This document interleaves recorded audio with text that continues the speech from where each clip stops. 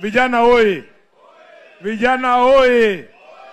Mimi nataka niwaambie Mheshimiwa Raila Amolo Odinga ambaye ametuacha. Yeye alikuwa na moyo wa kufungulia vijana mlango na kutufunza. Mimi nikichaguliwa katibu wenu mkuu mwaka wa 2018 nilikuwa na miaka 35. I was 35 years old, within the meaning of a young person in this country.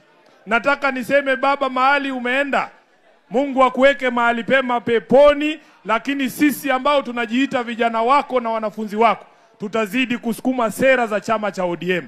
Vile dada yangu Winnie amesema hapa, lazima tukumbuke hizi rangi tukivaa, hizi rangi zina maana fulani. Watu wakiona ODM wanafikiria nini? Sisi ndio chama cha kupigania haki, sisi ndio chama cha kusimamia ukweli, sisi ndio chama cha wananchi, na hatuwezi kubanduka katika hizo nafasi tatu. Mtu asikudanganye bwana. Mimi kama sifu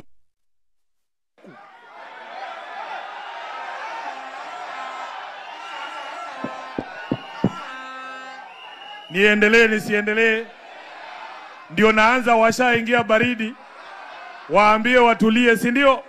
Leo tutaambiana maneno hapa. Nataka niseme mimi kama Sifuna ni mwanafunzi wa Mheshimiwa Raila Odinga. Ukivaa hii kofia ambaye imeandikwa ODM, ukumbuke yale maadili ambaye baba alikuwa anasimamia.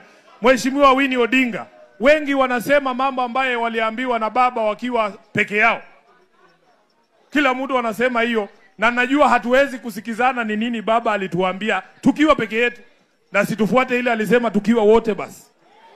Situfuate ile alisema tukiwa wote basi. Baba alituambia tukiwa wote ya kwamba we must keep the identity of this party called ODM as a separate entity from any other. Unapovaa hizi kofia, ukumbuke miaka 20 ambayo imepita, ni watu wangapi wameuawa kwa sababu ya kusimama na baba na kusimama na haki.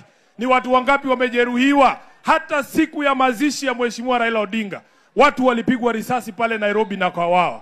Kufikia leo ninavyozungumza, hakuna mtu katika serikali kuu ambaye amezungumza na hizi familia. Mimi nawaambia hiyo si haki, na sisi kama wana ODM hatuwezi kunyamaza wakati ambapo maovu yanatendeka. Nataka niwaambie mimi niko ngangari. Kama Sifuna mimi niko ngangari, siwezi kutishwa na mtu yoyote. Nataka kujua kama nyinyi mko ngangari nyinyi. Nataka kujua kama nyinyi mko ngangari nyinyi, ama nyinyi ni watu wa kuingia baridi. Hawa viongozi hawa tulikuwa nao wakati huyu Drogba wa Embakasi South